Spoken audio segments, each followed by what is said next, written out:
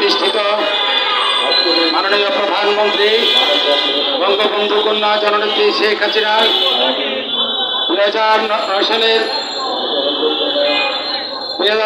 9 জানুয়ারি ঘোষণার আলোকে জাতীয়করণযোগ্য বাগপাড়া বেসরকারি প্রাথমিক বিদ্যালয়ের শিক্ষকদের অনতিবিলম্বে জাতীয়করণের অন্তর্ভুক্ত করে বর্তমান চলমান বাজেট অধিবেশনে বাজেট বরাদ্দ রেখে এই বিদ্যালয়গুলিকে জাতীয়করণের অন্তর্ভুক্তি করার দাবিতে আমাদের এই অবস্থান কর্মসূচি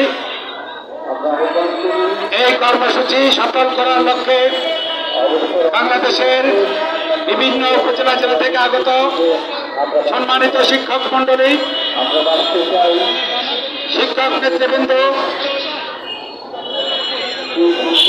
সকলের প্রতি আমি দৃষ্টি আকর্ষণ করে বলছি, আমরা এখানে এসেছি দাবি আদায়ের লক্ষ্যে। আমরা সকলেই সুশৃঙ্খল ভাবে থাকব এবং এটা যেন প্রতিষ্ঠিত হয়, সরকার যেন আমাদেরকে দীর্ঘ সময় রাজপথে বসিয়ে না রেখে দ্রুত সময়ের মধ্যে যেন আমাদের এই দাবিটি মেনে নেয়, সে লক্ষ্যে আমরা আমাদের সুশৃঙ্খলতা বজায় রেখে আমরা আমাদের কর্মসূচি পালন করব। আজকে এই কর্মসূচির প্রারম্ভে আমাদের মাঝে বক্তব্য রাখবেন বাংলাদেশ বেসরকারি প্রাথমিক শিক্ষা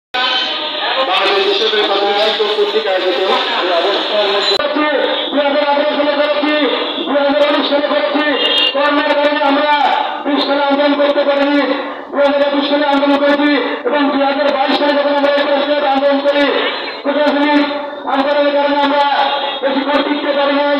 সেখানে আমাদের শিক্ষকদের যে আশ্বাস দেওয়া হলো সে আশ্বাস এখনো বাস্তবায়ন হয়নি।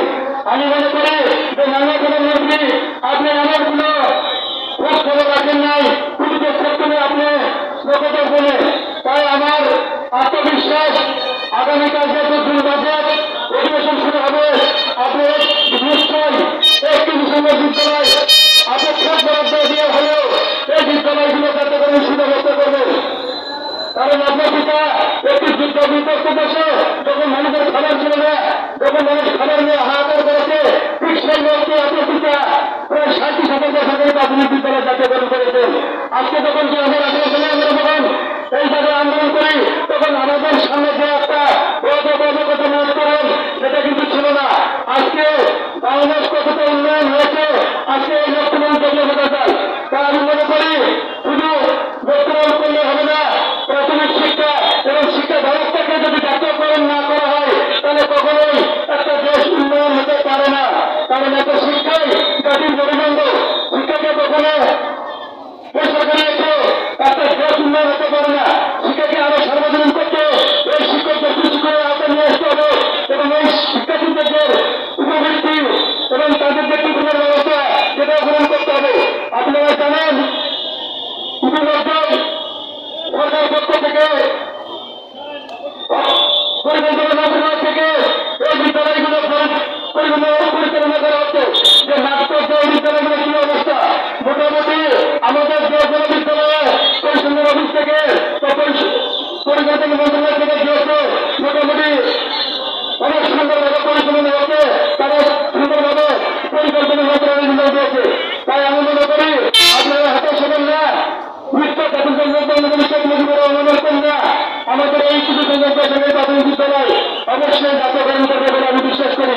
তাই আপনাদের ভিতরে আমার দৃষ্টি আকর্ষণ করবো, আমার প্রিয় সাংবাদিক ভাইয়ের মাধ্যমে আমি তাদের দৃষ্টি আকর্ষণ করবো যত সম্ভব আপনারা যেহেতু মাননীয় প্রধানমন্ত্রীর কাছাকাছি ওঠেন বসেন এবং মাননীয় প্রধানমন্ত্রীর খুব আসতে বাজান, বর্তমান সাংবাদিকরা ভাইয়েরা আপনারা মাননীয় প্রধানমন্ত্রীকে আমাদের বিষয়টা অবগত করবেন যে আজকে দেশের শিক্ষকরা দীর্ঘদিন রাজপথে আন্দোলন করলেও তাদের কোনো সুব্যবস্থা গ্রহণ করা হচ্ছে না। প্রয়োজনে আমাদের বিদ্যালয়গুলো যাচাই করে আবারও একটা জাতীয়করণের ব্যবস্থা গ্রহণ করে আমি বিশ্বাস করি। তাই